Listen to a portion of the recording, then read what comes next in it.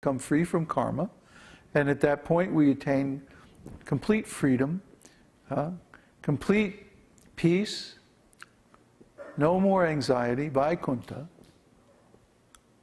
and real happiness, real satisfaction in life with our dear friend Krishna. So that's the process.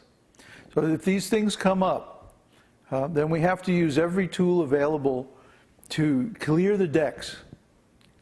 If we're still attached, thinking that, oh, if this doesn't work out, then I can always do something else. I can always go back to being like this, like I was before. But why are you here? It's because the way you were before wasn't satisfying. Didn't give you the happiness, didn't give you the peace that you wanted. That's why we're all here. I mean, I had it all together. I was in a really great jazz band. I had a steady gig. I mean, we were booked for the next 5 years, literally. Every night, playing in different places, right? I had it made. I was making, double union scale or something like that. I was really in a good situation. But one night I came down off the stage and I went, this is not doing it for me, And from a material standpoint, everything was fine. But there was something missing, and it was something that this material satisfaction could not address. And what that was Krishna. That's very clear now. Very, very clear from this point of view. So something is there in you that is doubting this process, or that is doubting, where you're going to wind up by doing this process.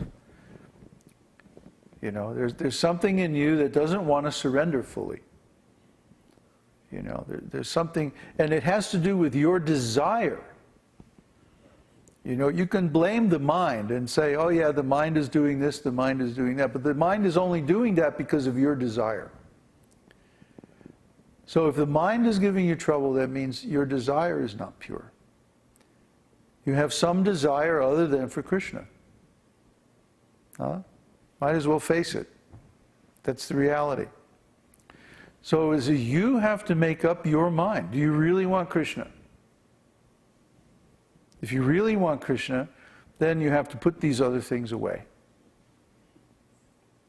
I mean, you're still young, At my age, if I haven't already attained something in this material world, it's probably not going to happen anyway, so I might as well just give up on it.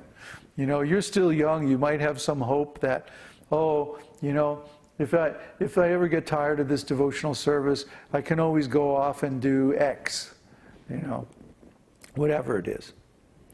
And so your mind is reflecting that desire by influencing you to hold back and to find so many faults, even if they're not really there. This is the mind, So don't blame your mind. You have to take responsibility for your condition. And that means you have to look at what your desires are. Do you really desire, do you really want this devotional service, or is there something else that you want? Don't lie to yourself, and don't just blame the mind, because the mind is doing what you told it to do. Krishna says the mind, the intelligence is higher than the mind. The mind is higher than senses, but intelligence is higher than the mind. And false ego is higher than intelligence. And above them all is the soul. And the desiring is the business of the soul.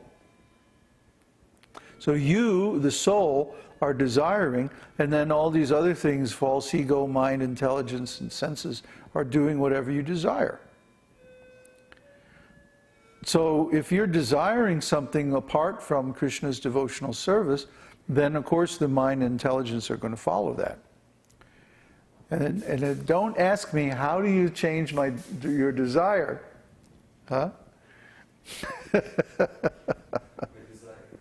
By desiring to change your desire, right. This is not a mechanical process. It ultimately comes down to consciousness. And if you know that this is the ultimate process of consciousness, then, if you have substantial integrity, you would desire to follow this process to its conclusion. Seems logical to me, huh? But of course, we're habituated to so many nonsense desires. That's our disease. And even if we stop, sometimes the mind will keep going in the same pattern for some length of time. So you have to make up your mind that you're going to take up this process and just execute the process until the habit goes away. In the meantime, when it does come up, you're not going to give it any space. Beat the mind with a stick in the morning and a shoe at night.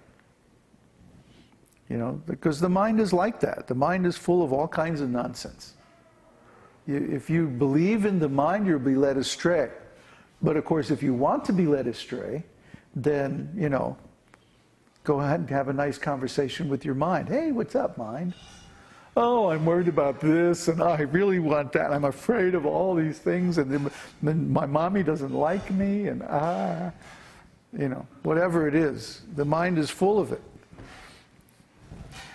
So if we listen to the mind, of course we're going to be led astray. So the question is, well, why would you want to listen to your mind? What's the motivation? What's the desire that would make you listen to your mind when the mind is telling so much nonsense?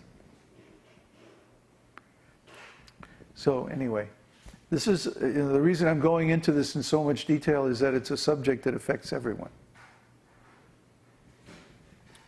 Okay. Any more questions? Yes, there's one more question. One more question, okay. From Prasad.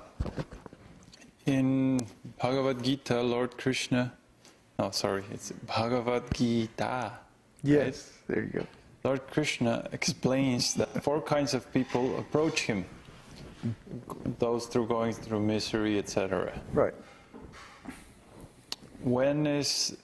When people have comfortable material life and have basic faith in God, when does the serious Brahma Jignasa happen? When they get knowledge. See, the kind of person is coming out of distress. They want relief from their distress. The second kind of person is coming because they want money, economic development. And Vedas give economic development. There's plenty of Vedic processes you can do for economics. No problem. But then the third kind of person who comes to Krishna wants knowledge. Why is the world like the way it is? Why is human life, the way it is? And how can I improve my situation? How can I improve my consciousness like that? So Vedas also answer all these questions. And once you get knowledge, then you're beyond this problem-solving stage. And you get to the stage of, Vasudeva Sarvamiti. Krishna is everything. So I should worship Krishna because simply that's the right thing to do. That's my duty. And I should follow my duty. Not that I should simply take this knowledge as theoretical. No, I should put it into practice in my life. It's practical. You'll find everything in the Vedas is a practical knowledge. It's not just for armchair discussion. It's for actually putting into practice in your life and making your life perfect. And if you do it, you'll find that it always works. The Prabhupada always gave the example that the Vedas say that cow dung is pure. And yet cow dung is the stool of an animal. So this cow dung being stool, it should not be pure. But yet if we do the experiment and we actually test the cow dung, maybe not on the ground, but when it first comes out of the cow, it's completely pure. The cow has some enzyme that digests all the bacteria like that. So if we actually test this Vedic knowledge, we'll always find that it's correct.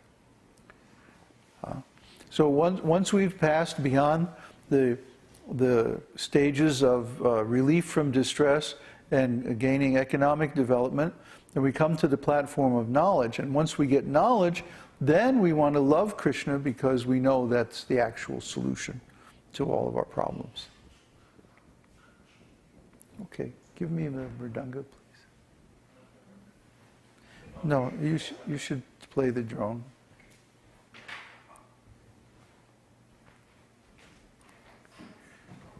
Okay, thank you.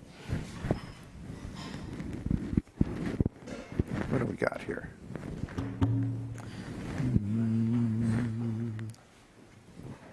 Try about G.